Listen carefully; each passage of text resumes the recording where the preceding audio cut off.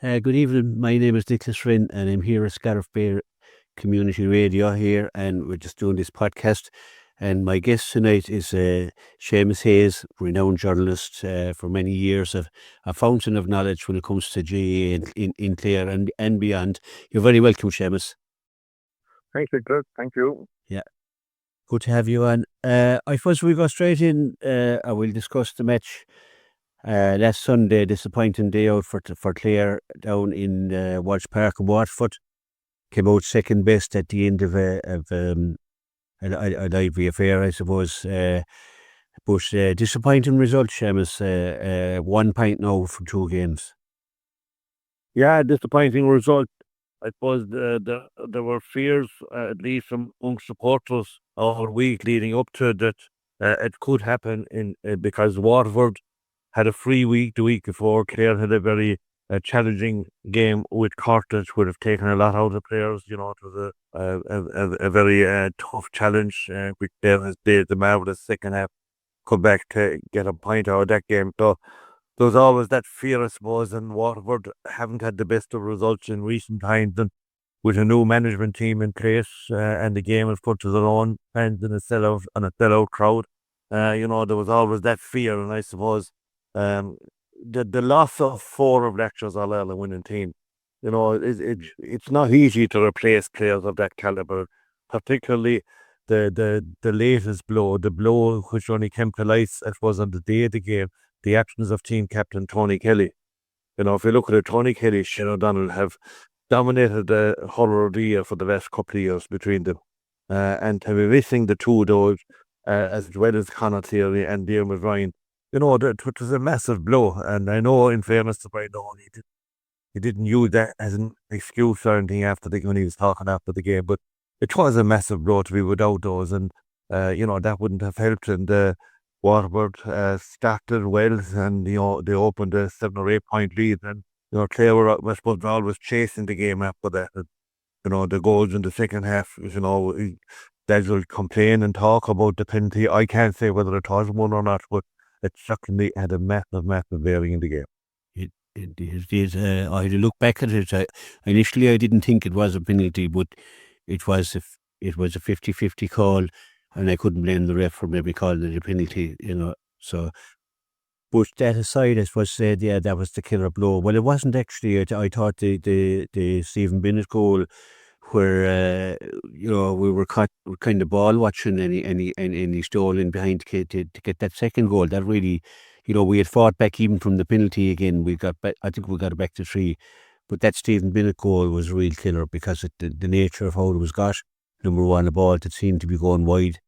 But they took the eye off us and ended up in the back of the net. Yeah, that was the crucial score, to be fair, because Clare had fought back, and given the way Clare have been in recent times, the game is never over until they're literally in the dressing room. There was always hope, but that goal kind of seemed to take the fight out of Clare, and Waterford finished strongly, got 4 or 5 of the last number of points. The Clare were kind of drained at that stage, or looked drained at that stage. Some lads just spaded out of it. I suppose the acceptance of the previous week seemed to catch up with a few lads. And Waterford on the day were deserving of their victory, and it leaves Clare in a position now where it knockout championship hurling from now on. And all I must be on the game on Saturday week against Tipperary. And there's so many questions. Will any of the guys who missed the last day get ready to come back in? Obviously, we would all be hoping that there will be, and that they will be fully fit. But there's so many questions, like Shane O'Donnell hasn't hurled since last year, had surgery on the shoulder. If he's back, he'd be back ahead of schedule. Conor Cleary has had his injury woes in the last year, and both the word that he had a fairly serious hamstring injury. Diarmuid Ryan had surgery on an ankle and didn't play like Conor Cleary or Shane O'Donnell had played little hurler, if at all, any during the league campaign. So there are a lot of question marks from that point of view. But I suppose if you look at the 20s victory last night, a number of players, I would suggest put their hand up for serious consideration ahead of the tip game the week. There are players who have been on the panel. So it will be interesting to see what's going to happen. Yeah. Absolutely. Going back to the game last Sunday, you take 4 of your top players, or your All Ireland winning players going to defeat anyway, but 3 of those players would be like Seamus Rynne is the man who would always come up with a huge score. We'll always remember the point he scored against Cork 2 years ago to win the game at Cusack Park. He was the man to come up with a couple of big scores, but then if you were looking for, and we were looking for last Sunday, a key player to come up with a big score, Tony Kelly or Shane O'Donnell would have been the men to provide that. And I thought that was lacking a bit on Sunday. We struggled for that, and we had 2 of our All Ireland team taken off actually, with David Fitzgerald and Aidan McCarthy being taken off, just not in form. Yeah, I just say we struggled in that area because, you would have expected Davis, Fitzgerald, Aidan McCarthy, Mark Roger. You'd have expected those kind of, the hope would have been that they would have taken up the mantle and kind of, followed on to where Tony and Shane would normally be. And it just didn't happen on the day. And, in fairness, you have to give credit to Waterford too. Like one of the best hurlers in the game at the moment, without a doubt, Ike DeBoca, who's come back from 2 serious injuries. And he led the line there for Waterford and dictated matters, and he was very good. Jamie Byrne has been around for the last few years. He caused a lot of problems up there last week, and he's a class act. So they have a number of key players, well, not to mention obviously Stephen Bennett, Dizzy Hutton.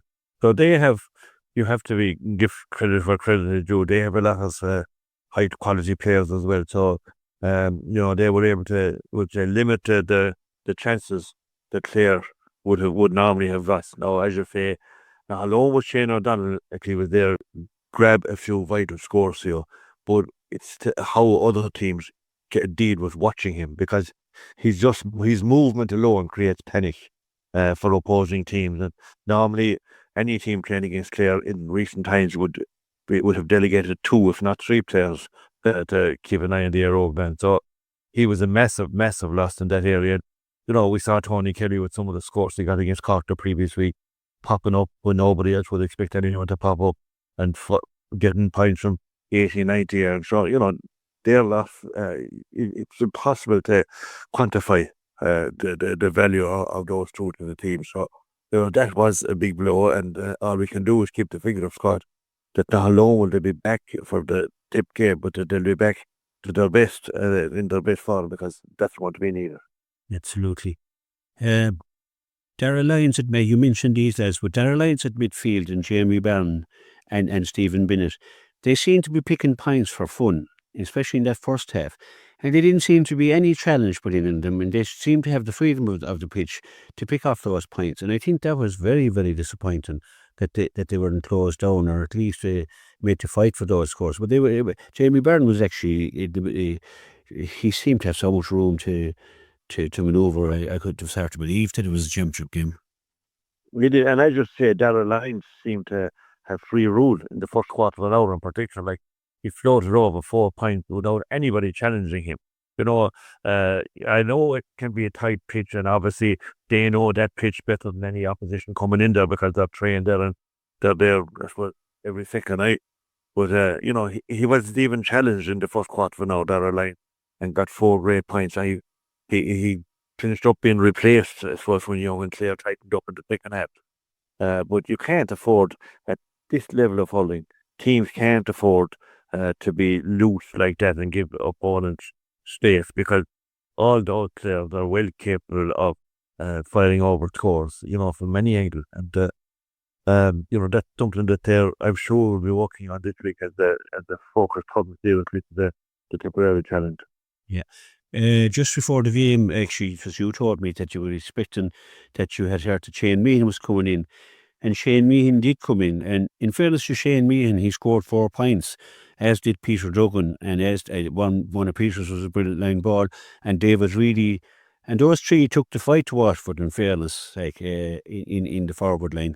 And it was great to see Shane getting his chance and taking his chance. Yeah, it was, and I'd say he was sore the Monday morning after the game, because he took a lot of hits as well in that game. Obviously, they realised early on that he's such a talented, nifty player, that you couldn't give him space either. But he got a couple of great points, and I was delighted for him because he's been on the panel there for the last couple of years, and hasn't really got any major opportunity, other than a few minutes here and there. But he really showed up well, at the weekend and in that game. And some lads might argue that maybe there was one or two more players that could have been given a bit more game time, like the likes of Sean Rynne and a few of these that who have impressed, during the year. But I thought, the most of the players who starters haven't let down Clare over the last number of years. I suppose they had to be given that opportunity, and just for some of them things didn't go well in the day.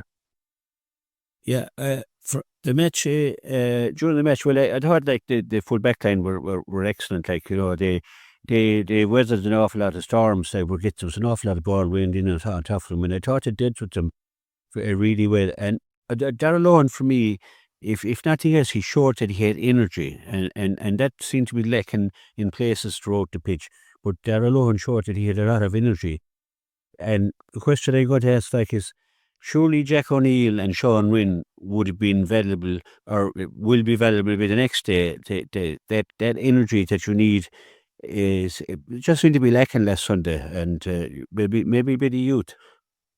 Yeah, maybe. I suppose I expected they'll make a change or two the next day. That just me speculate now, but I would expect that they might, throw in one or two of those fellas who have been on the panel for the Shane Meehan didn't do anything wrong the last day when he got his chance, and there might be one or two more, who could be in the same boat now.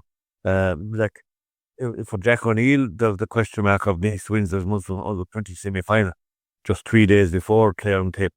So I'm sure that he'll be left with the 20s for that. And then to be very hard to maybe see him line out in the senior game 3 days later again, a game of such importance. So he may not stop, but he may be given some time the next day if needs be.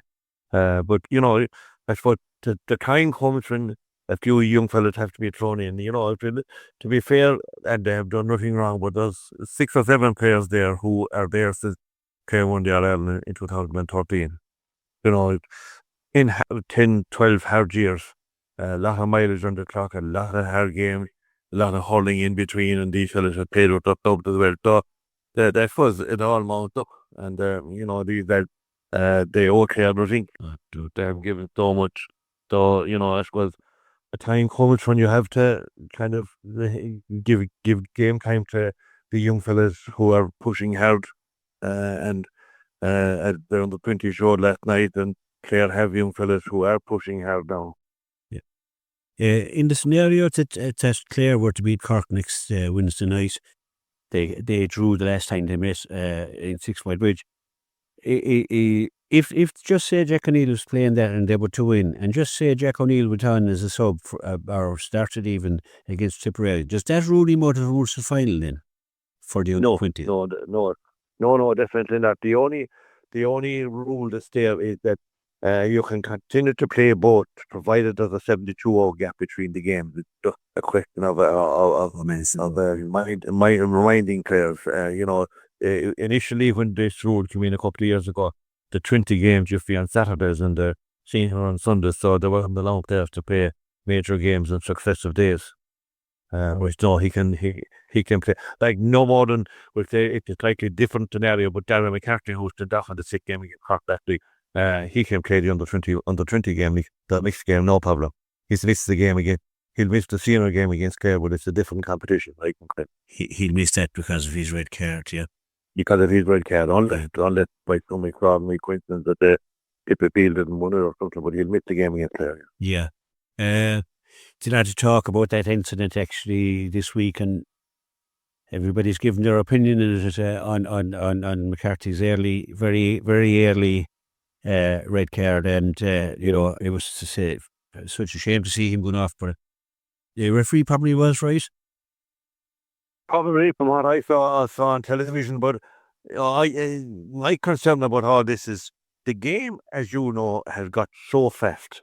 A ball is travelling 100, 120 yards, and how can a referee, if he's at one end of the field when the ball is hit, be 120 yards away and see what's going on? in the split second. Now, I think there has to be a lot more responsibility with umpires in particular. Okay, linesmen are wired to the referee and connected to the referee, but umpires, I think the time has come when umpires have to be trained.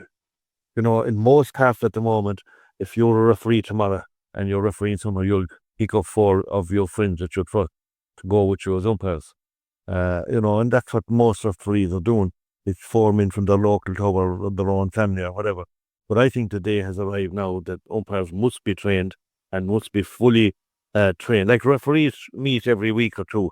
They have to go through fitness sessions all the time, and there'll be a man for them. If they don't pass fitness test, they're out of inter-county action for the next month or whatever. But those rules are there. But I think that such games are there's so much importance to every result now that everything has to be right. So I think you need to have almost professionally trained umpires as well as qualified referees doing the line.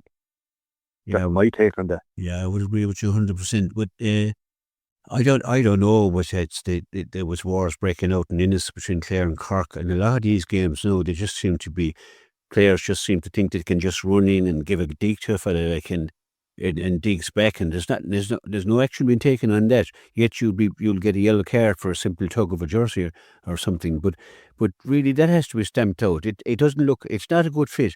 And the other thing I'd love to see stamped out is a manager talking to a linesman and a manager talking to a fourth official. There should be no need for a manager to be talking to a fourth official. He can ask whatever questions he wants after the game is over. But you see ongoing rows on the sideline, and no wonder it develops into the pitch. Then they're going out with this all for one attitude, like, and I didn't seem to happen in the old days.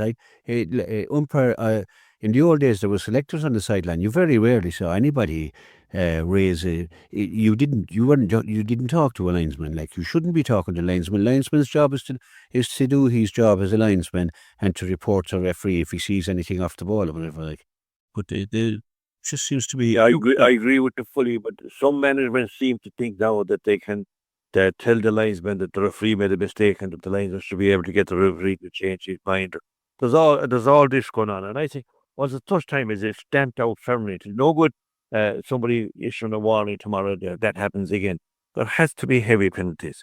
Heavy penalties won't stop and it won't happen again, in my opinion. And penalties have to be heavy, otherwise they keep at it. But in relation to that the heat of championship, you take 2 teams in a do-or-die game. They're went onto the field. When the whistle goes for them to go into positions, you will often say, I could be the full-back in my team, but I could be delegated to mark a specific forward on the opposition team. And I'll be trying to mark him, and he'll be trying to mark somebody else. And you'll have to see 5 or 6, 3 from each side in one little huddle, and the pushing and shoving stuff. And that brings on a lot of different little dig here and a little dig there, and straight away there's civil war. So, I agree with you. It's just such a fantastic game, hurling, when it's played at pace, when fellas just played hard but fair and forget about the needling. There's no doubt, but as people say, it's the best game in the world. I couldn't imagine watching a soccer game or watching a rugby game where they're at loggerheads on the sideline or players are digging into each other. It just wouldn't be tolerated. Like, so, it's something that really they have to really stamp down it now, I think. I agree with you. I've always been amazed at the level of discipline in soccer. And I'm talking about local junior soccer. I've often gone to soccer games here in Clare. There's only a referee, no linesman, nothing. The flag is given to one official from each side to do the line. But there's no aggro whatsoever visible, because a fella tries something, he's dealt with on the spot by the referee. And a lot of lads would say when they see this such a referee coming out, he won't have control, he's too soft or whatever. They have unbelievable control because they deal with it and the penalties are heavy.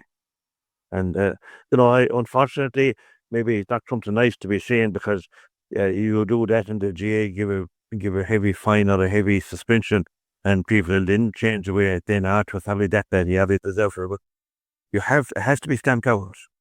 It's hard, all the niggling is to be stamped out, and the interference by officials or by team intervals with officials on the side, and the verbal interference, that has to be stamped out as well.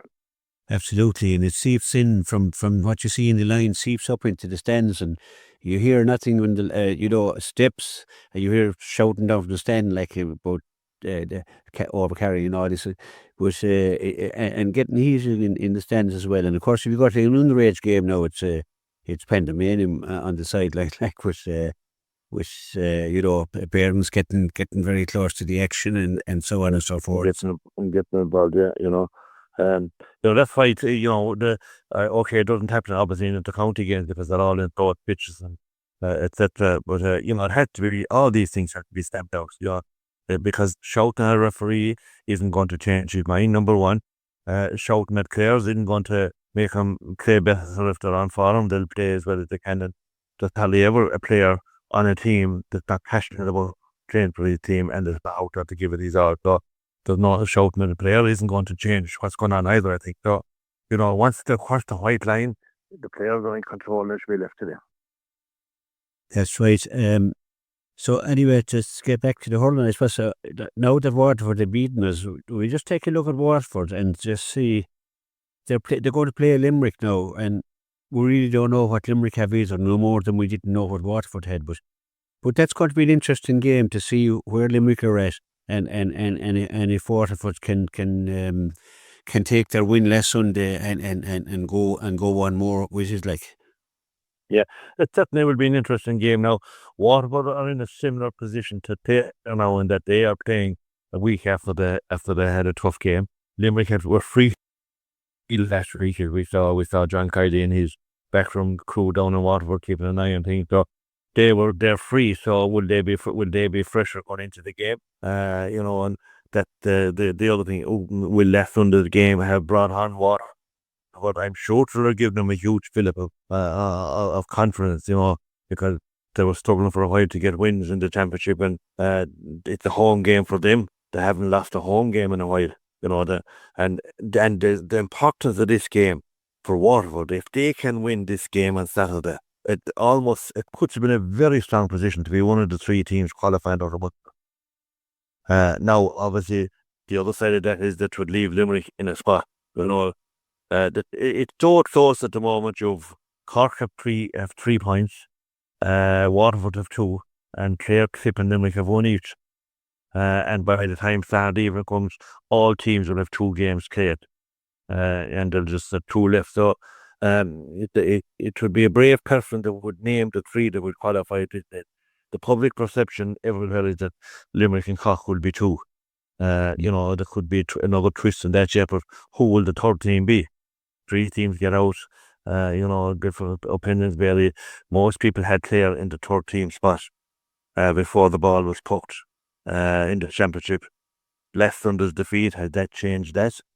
Has last Sunday's heavy defeat for Tip dampened their enthusiasm because they were on a high after a draw with Limerick, who were essentially a team? So things can change in a winter, and we'll just have to wait and see. But Waterford, I think, would be boosted big time. They have a passionate following. They're starved of success. Ty DeBook, Stephen Bennett, Jamie Vernon, these fellas are flying off. And Gleeson made an appeal last weekend in closing minutes. I think everybody agrees he's one of the best hurlers in the game when he's on top. Absolutely, yeah. Having had a year out, he'll obviously be hungry. Yeah, he should be fresh. So if he can get into his stride, he could have a massive role to play in this game. And it's probably easier to motivate a player who doesn't have an All-Ireland medal rather than a guy who's just won an All-Ireland medal. Maybe it can be maybe harder to motivate him to win, to get up there again. Oh, it definitely can. And all you have to do is look at the likes of Ty DeBook, who was fought his way back after 2 very serious ACL injuries, and fella like him, would love to obviously win some kind of a championship medal of note with his county. All you have to do is look at Cork. Every person in Cork or want to win their All-Ireland simply for Pat Harden, more than anything else, more than the county. So, there's a lot of great hurlers out there, and I think one of the pluses, and I've said this all along, that Waterford has this year is that they have what I call a homegrown management team. 3 players in charge who played for the county. who are passionate about Waterford hurling. Peter Creedy, that we've never seen a man as passionate as Dan Shanahan and Owen Kelly, and they're prepared to die for their county. That the passion is that strong amongst them, and I think that's the big plus for them. I'm not knocking the outside manager that they had in the past, but there's nothing like the pride that one has in their own. And, I think that's the cut for Waterford.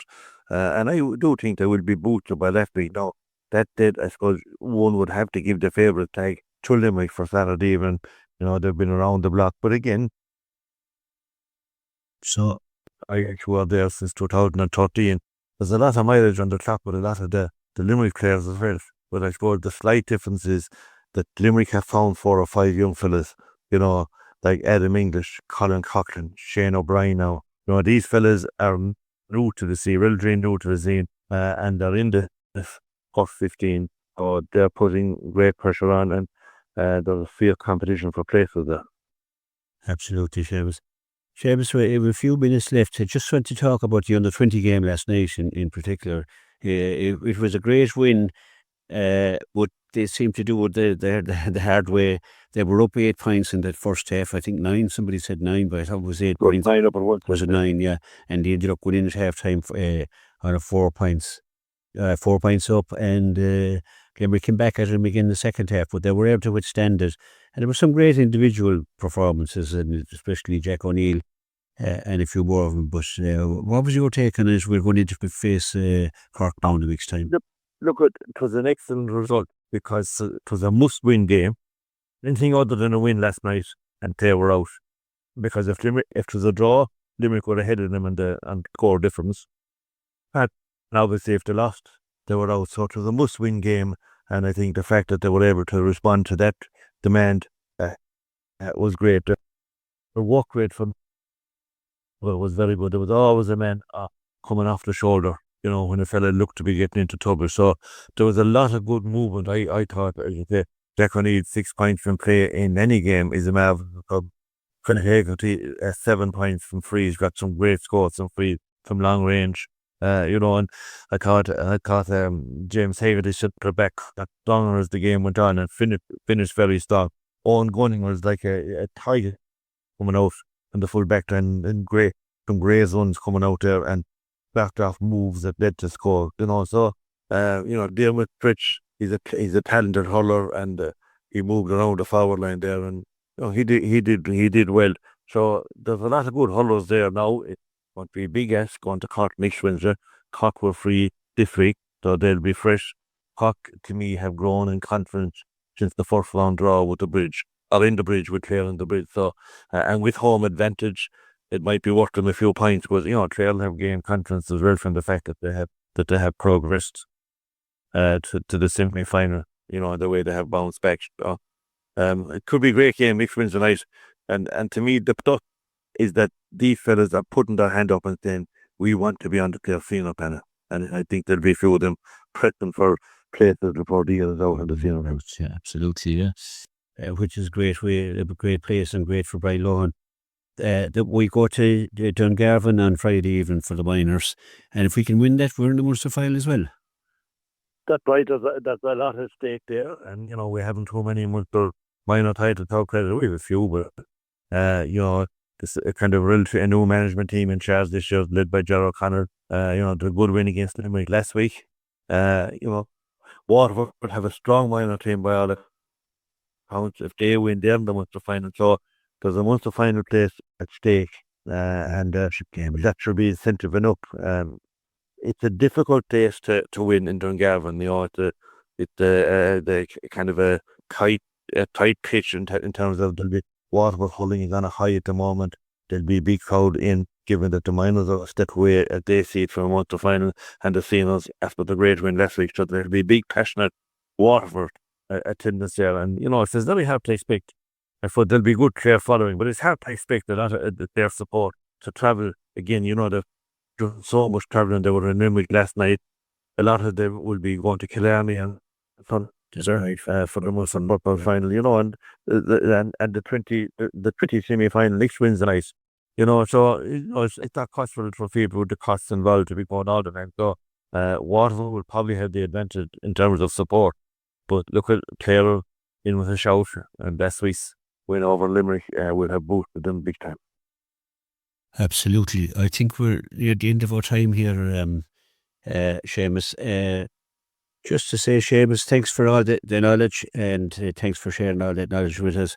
We look forward to obviously the big Munster final, football final in Killarney on Sunday. Three in a row Munster finals, and with the new format, it's going to be very interesting. And a Kerry manager on the Clare team as well. So, and we look forward to that. The next Wednesday night and for this Friday night and Wednesday night, and then we have tipped the following week. So it's all systems go. And as you say, we need to get the petrol into the car somehow or another. And Seamus, thanks a million for coming on. Always a pleasure to talk to you. No problem, Nicholas. Okay, talk to you soon. Okay, all right, bye.